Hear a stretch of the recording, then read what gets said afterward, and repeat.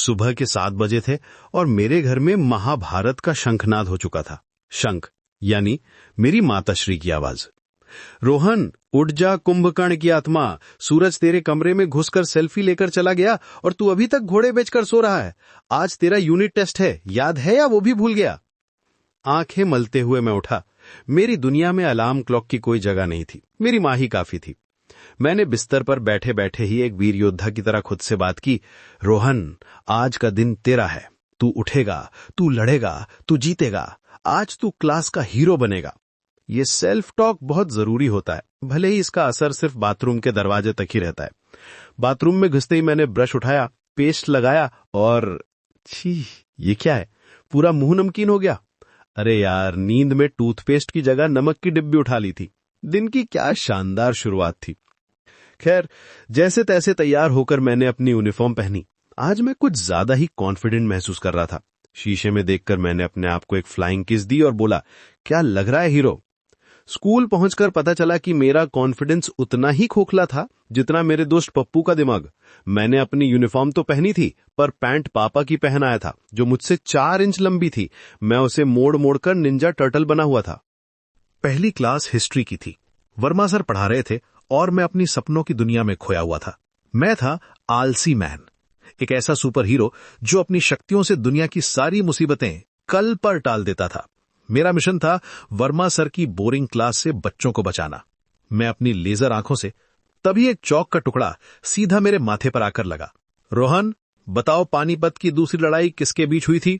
Verma sir गुस्से में थे। मैं हड़बड़ाकर खड़ा हो गया। आधा नींद में आधा घबराहट में मेरे मुंह से निकला, सर पानीपत की दूसरी लड़ाई 2 टीमों के बीच हुई थी, एक इधर वाली एक उधर वाली। पूरी क्लास ठहाकों से गूंज उठी। वर्मा सर ने मुझे ऐसे देखा जैसे मैं किसी दूसरे ग्रह से आया हूं। Get out! मैं क्लास के बाहर खड़ा था, अपनी हीरोइज्म पर शर्मिंदा।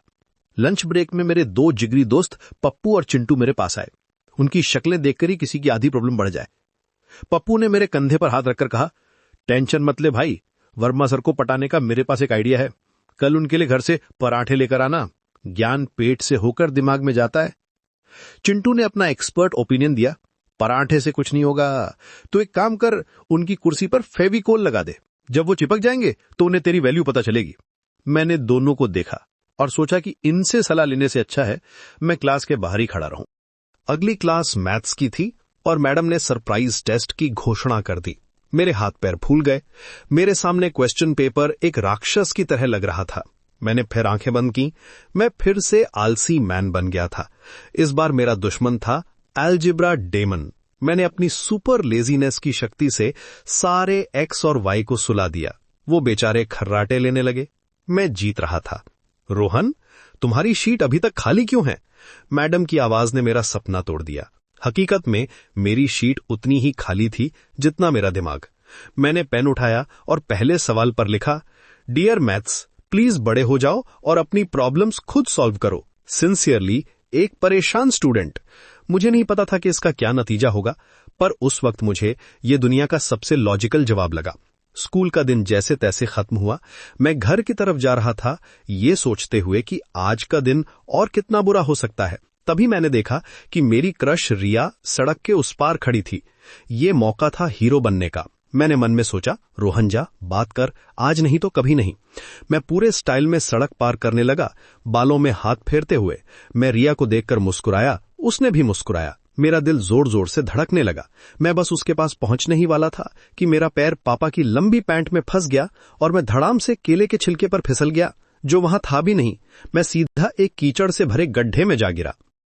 रिया और उसके दोस्त जोर जोर से हंसने लगे। मैं कीचड़ में सना हुआ एक हारा हुआ योद्धा था। घर पहुंचा तो मम्मी दरवाजे पर ही खड़ी थी।